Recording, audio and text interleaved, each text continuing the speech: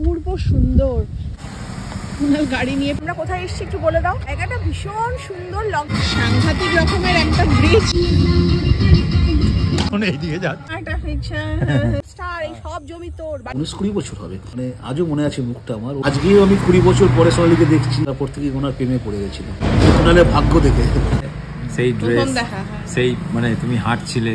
আজকে হচ্ছে রবিবার, বেরিয়ে পড়েছি। কালকে বেরিয়েছিলাম একে অপরের জন্য গিফট কিনতে, আর এখন শীতকাল, মানে ছুটির মেজাজ, সবাই ঘুরছে। তো আমরা ভাবলাম লাঞ্চ টাঞ্চ করে আমরাও বেরিয়ে পড়ি। তো আমরা কোথায় যাচ্ছি এখনই বলছি না, তবে যাচ্ছি।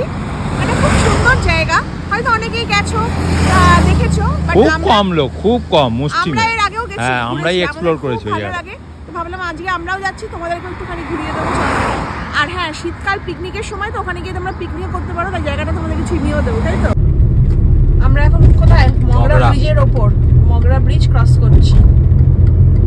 তো আমরা দেখো যেখানে যাচ্ছি তার যেতে গিয়ে যে রাস্তাটা পড়ে, তাই না, পুরো একদম পুরো মানে গ্রামের যেটাকে বলা হয় মেঠো পথ। তোমরা দেখছো, এই দেখো, এই যে ধানের, হ্যাঁ ধান বসিয়েছে, ধানের ক্ষেত, আর পুরো একদম মানে একটা গ্রাম্য পরিবেশ। পুরো গ্রামের মেঠো পথ ধরে, কিন্তু আমরা মেঠো পথ বলবো না, নিচের রাস্তা রয়েছে, তা ছোট ছোট কুড়ে ঘর, মানে গ্রামের যেরকম হয় না সেরকম রাস্তা ধরেই যাচ্ছি। ফাইনালি গিয়ে না আমি গাড়ি থেকে বেরিয়ে গেছি। এই যে দেখো হচ্ছে গাড়ি পেছনে আসছে, আর এই রাস্তাটা দেখো কি অপূর্ব সুন্দর। আমি জানি না তোমরা কজন এখানে এসছো, কি জায়গা, কি নাম, সব তোমাদের বলবো, বাট তার আগে তোমাদের দেখিয়ে দিই। আর যে জায়গাটা যাচ্ছি সেটা হচ্ছে একদম পিকনিকের জন্যে আদর্শ জায়গা। আর এই মাটিটা, এটা কিন্তু পুরোপুরি মাটির রাস্তা, দেখতে পাচ্ছ, কোনো পাকা রাস্তা নয়। আর দারুণ সুন্দর জায়গাটা। এর আগেও আমরা এখানে এসেছি, এত ভালো লাগছে। মানে এইগুলোতে না নিচেটা নেবে নেবে, এখানে কিন্তু রান্না বান্না করে মানে পিকনিক ভালোই হবে, এরকম একটা ব্যাপার। সামনে জলও রয়েছে, এই দেখো কি সুন্দর ছাগল ছানাগুলো ঘাস খাচ্ছে, ঘুরে বেড়াচ্ছে। বাঁশ বাগান, দারুণ দারুণ দারুণ জায়গা। গাড়ি নিয়ে পেছনে আসছি। আমরা যেখানে আসছি, আমরা কোথায় এসছি একটু বলে দাও। হয়েরা লক গেটে এসেছি। জায়গাটা ভীষণ সুন্দর। লক গেট মানে বুঝতেই পারছো, আমরা আগেরবারও এসেছি, হ্যাঁ, কিন্তু আজকে জানি না জল কি, আর জল মনে হচ্ছে না নেই বললেই চলে। তাও চলো তোমাদের দেখাচ্ছি। আর এটা কিন্তু পিকনিক স্পট, হ্যাঁ, তো এখানে অনেক লোকে এসছো পিকনিক করতে। তো এই সামনেই হচ্ছে লক গেট, আর এখানটা দিয়ে আমরা হেঁটে যাচ্ছি। পুরো মাটির রাস্তা, কতটা কি জল আছে আমি জানি না, তো চলো তোমাদের দেখাই। জায়গাটা কিন্তু অসম্ভব সুন্দর। ও বাবা, গান বাজাবাজি শুরু হয়ে গেছে। কিরে লালু, এই লালু, এত জোরে গান বাজছে, মানে ওই সাইডটাতে দেখতেই পাচ্ছ, মানে সবাই পিকনিক করছে। তো সেই হতো তোমরা আমার কথা শুনতে পাবে না বলে ভয়েস ওভার করতে বাধ্য হচ্ছি। তো এটা হচ্ছে খন্নানের হোয়ারা ড্যাম। তোমাদের বলছিলাম না, আগেও একবার আমরা এসেছিলাম, তখন ছিল গরমকাল, আর সেদিনকে না জলটাও ছাড়া ছিল। তো একদম কলকল করে জল বয়ে যাচ্ছিল, আর বেশ গ্রাম্য নিরিবিলি পরিবেশ। তো ঠান্ডায় এখানে বসেছিলাম, বেশ ভালো লাগছিল। অনেক ছবিও তুলে নিয়ে গেছিলাম। পিকনিক করার জন্য আদর্শ জায়গা। আর ছবি তোলার কথা তো আর বলো না, মানে ছবি তুলে শেষ করতে পারবে না, এত সুন্দর একটা জায়গা। আর যেহেতু গ্রাম্য পরিবেশ, খুব একটা লোকজনের ভিড় এখানে থাকে না, বেশ নিরিবিলি থাকে। তাও আজকে একটা দুটো পিকনিক পার্টি এসেছে। তো তোমরা যদি মনে করো যে পিকনিক করতে চাও, এখানে অবশ্যই আসতে পারো, বেশ ভালো লাগবে। আর যদিও দেখো আজকে জল ছাড়া নেই, আর পুরোটা শুখা হয়ে রয়েছে। জলটা ছাড়া থাকলে দেখতে আরও বেশি ভালো লাগতো। তো আমরা আজকে এখানে এক্সপ্লোর করছি, খুব ভালো লাগছে। আর ভাবছি অনেক ছবিও তুলে নিয়ে যাব, সেগুলো তো পোস্ট করবোই, তোমরা দেখতে পারবে। যদিও ভয় পেও না, অনেকেই হয়তো ওই হাইটটা দেখে একটু ভয় পেতে পারো। যদি হাইট ফোবিয়া না থাকে তাহলে এই জায়গাটা বেস্ট। আর ওই যে ওই পাটটা দেখছো, ওইখানটা পুরো একদম মাটির রাস্তা, মানে ওইখানটা পুরো বসে রান্না বান্না করে খাওয়া দাওয়া করে তোমরা পিকনিক করতে পারো, বা কিছুক্ষণ টাইম এখানে ভালোভাবে স্পেন্ড করতে পারো। এত বড় এটা অ্যাকচুয়ালি ডিবিসি খাল। আরেকজনের সঙ্গে তোমাদের পরিচয় করি, দেখো রাইস দা ওদিকে যেও না। হ্যাঁ, এটা হচ্ছে আমাদের কি বলবো, মানে বন্ধু কাম পার্টনার একদম। তো রাজেশ দা বলি আমরা, তোমার নামটা পুরোটা যারা পুরনো ব্লগ রাজেশ চক্রবর্তী, হ্যাঁ যারা পুরনো ব্লগ দেখতে তারা চেনো অনেকেই। আর তো উনি এখানে ছিলেন না, আবার এখানে এসেছেন, ওই জন্য আমাদের সঙ্গে আজকে আবার সাথী জয়েন করেছেন। আর এখানটা দেখলে না তাদের প্রবলেম হয়ে যাবে। হ্যাঁ এখন জল নেই বলে পুরো কচুরিপানা হয়ে গেছে। হ্যাঁ এদিকটা যাচ্ছি, এখানটা একদমই জল নেই, দেখো পুরো শুকিয়ে গেছে। এবার আমরা এই দিক থেকে এখন এই দিকে যাচ্ছি। হ্যাঁ ওটা আবার হয়ে 2 ফেব্রুয়ারি হবে। রিলস বানিয়েছিলাম খুব সুন্দর, কিন্তু আজকে একটু এখানে পিকনিক চলছে, বক্স বাজছে, কিছু করার নেই। এই হচ্ছে পুরো পুরো একদম দেখো লকেট, দারুণ জায়গাটা বলো।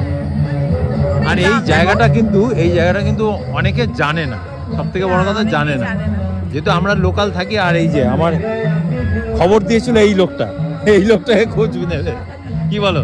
আর দেখো না মানে পুরো গ্রামের মধ্যে ধানের গোলা বাড়ি ফাড়ি সব রয়েছে না, মানে পরিবেশটা অ্যাম্বিয়েন্সটা ভীষণ ভালো, কিন্তু আগে এই গানটা বেজেই অ্যাম্বিয়েন্সটা খারাপ হয়ে গেছে। আর আমি যেখানে যাই দেখো লেজ নাড়তে নাড়তে চলে এসছে। আর এখানে ছাগল ছানা, ওই আর এই লালু ভয় পাচ্ছিস কেন আমাকে? আজকে আমাদের এখানে আরেকটু বেশিক্ষণ থাকার ইচ্ছা ছিল, কিন্তু ওই যে বললাম যে পরিবেশ একটু অশান্ত রয়েছে, আর তার মধ্যে কিছু অশান্ত মানুষও রয়েছে। কি বলছিল ম্যাডাম? একটা পিকচার হ্যাঁ একটা পিকচার। না ভেবেছে কি বলতো, তুই হয়তো সিনেমা আর্টিস্ট, ওই জন্য ঠিক। হ্যাঁ ওই জন্যই ভয়েছে পুষ্পার নায়িকা।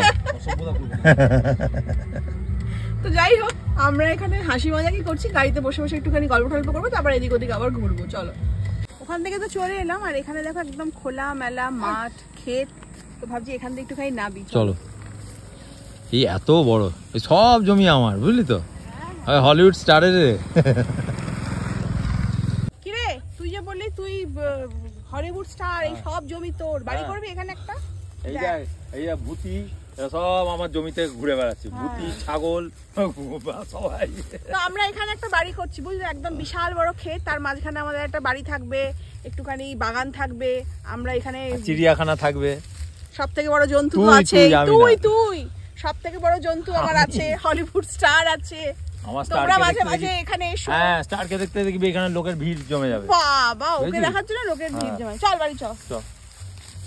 তো মনে হচ্ছে যেন সেই গুপি গাইন বাঘা বাইনের সেই জঙ্গলটা না, যেখানে রাত্রিবেলা সেই ভূতের রাজা বেরিয়েছিল। দেখো দুদিকে বাঁশ বন, এখানে সব বাচ্চারা খেলছে। লাঠি দিয়ে রেখেছে। কি হয়েছে রে? সরস্বতী চাঁদা কিসের? কিসের? কি হয়েছে? কিসের বল? চাঁদা। কিসের চাঁদা? সরস্বতী পুজো। সে তো অনেক দেরি। খুচরো তো নেই আমাদের। হ্যাঁ ভিডিও বানাচ্ছি, সবাই দেখবে কিন্তু। এই যে ভিডিও বানাচ্ছি, তোরা দেখিস না আমাদের ভিডিও? তোদের বিল দিচ্ছিস না সরস্বতী বানান জানিস তো? এই সরস্বতী বানানটা বল। এই যে টিচার বলো। ঠিক আছে। ওরে শাবাশ, বিল দিয়েছে। দেখি কি নাম লিখলি তুই? কি লিখেছিস? ওই দেখো লিখেছে, আমি নয় বৃষ্টি লিখেছে। কি লিখলি বল? শ্রী সরস্বতী পূজা লিখেছে। আরে আমাদের নাম লিখবি তো। আমাদের নামটা তো লিখতে হয়, যে যার নামে বিল কাটতে তার নামটা তো লিখতে হয় নাকি? হ্যাঁ চল, তোরা সবাই মিলে হাই করে দে, সবাই দেখতে পাবি একদম। আর কালকে দেখে নিবি, সোনালী ভট্টাচার্য খুলবি, দুপুরবেলা তোদের সবাইকে দেখতে পাবি। ঠিক আছে? চল টাটা, বাই বাই। আমরা ঘুরে ঘুরে এসে এবার দেখো, ঘুরতে গেলে তো আমরা বাঙালি, পেট পুজো হবে না, তারপরে কুনাল আছে ভোগ খায়, তো আমরা এক জায়গায় দাঁড়িয়ে চপ খেলাম, সেটা দেখবে তোমরা সোনালী কুনালে, দারুণ চপ। আর আমরা এখন এখানে বসে একটুখানি চা খাবো। তো চপের পরে একটুখানি চা না হলে ভালো হয় না। চলো চা খাই। খাবে না চা এসে না, বিস্কুট আর খাবো না। আর ভারী চা খেয়ে আমার ভালো লাগে, আমার এই কাপ টাপ পছন্দ না। বলতে ভুলে গেছি। খাও খাও খাও, তিনজনে মিলে খাই। নাও চিয়ার্স। চিয়ার্স, উল্লাস। চিয়ার্স। তো আমরা এখানে এসে বসেছি, চা খাচ্ছি, আর যেটা কুনাল বলছিল একটু আগে, চায়ে পে চর্চা হচ্ছিল। তো চায়ে পে চর্চা একটাই হচ্ছে, সেটা হচ্ছে যে রাজেশদার সঙ্গে তোমাদের পরিচয় করিয়ে দিলাম। তো বহু বছর আগে, আমার তখন সদ্য নতুন বিয়ে হয়েছে, আর কুনালের তখন 2004 সালের কথা, 2004 সালের কথা বলছি। আর চুজো স্টেশনে কুনালের তখন গ্যারেজ প্লাস সামনে হচ্ছে দোকান, মোবাইলের শপ ছিল। তো তো সেই সময় রাজেশদা আসতো আর কি, তখন কুণালের সাথেও পরিচয় তোমার আর কি নতুন শুরু হয়েছে। 2004-এর কথা বলছি। তো রাজেশদা বলছে যে তখনকার সেই প্রথম দিন তোমার যেদিনকে দেখেছিলাম এখনো মনে আছে। রাজেশদা থেকে একটুখানি শোনো তো কি মনে আছে। আমার বলতে একটু ভালো জোরে লাগে, বলবে। হ্যাঁ, আমার বলতেও ভালো লাগে, ভাবতেও ভালো লাগে যে আমি আজ থেকে প্রায় 19-20 বছর হবে, আরো বেশি 20 বছর, হ্যাঁ। 20 বছর হবে। আমি যখন প্রথম সোনালীকে দেখেছিলাম, আমি মানে আজও মনে আছে মুখটা আমার, ওর এন্ট্রিটাও মনে আছে, অসাধারণ। আমি ঘাবড়ে গেছিলাম দেখে যে কে এত সুন্দর একটা মানে বউ বা মেয়ে, কে এটা। পরে জানলাম যে এটা সোনালী, শাড়ি পরেছিল। আজকেও আমি 20 বছর পরে সোনালীকে দেখছি, এখনো সে একই রকম সুন্দর। মানে এটাই একটা ব্যাপার, যে এটা একটা প্রাকৃতিক ব্যাপার, গড গিফট ছিল না, ক্যামেরা ছিল না। আজকে আমরা আমি প্রমাণ দেখাতে পারছি না, প্রমাণ দেখাতে পারছি না, কিন্তু আমি সেইটা এখনো স্মৃতিতে আমার আছে। আমার ঘাবড়ে গেছিলে কেন? ঘাবড়ে গেছিলাম যে আমি, আমার খুব প্রিয় নায়িকা হচ্ছে জয়া ভাদুরী। আমার ছোটবেলার প্রিয় নায়িকা হচ্ছে জয়া ভাদুরী। আমি অভিমান সিনেমা দেখার পর থেকে ওনার প্রেমে পড়ে গেছিলাম।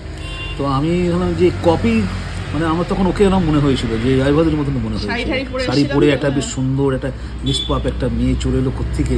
আমি অবাক হয়ে যাচ্ছি এখানে কি করতে এলো। পরে জানলাম যে কুণালের স্ত্রী। আমি তো অবাক হয়ে গেছিলাম কুণালের ভাগ্য দেখে। আর কুণাল বলছিল যে প্রথম, হ্যাঁ আমারও মনে আছে। কি মনে আছে তোমার?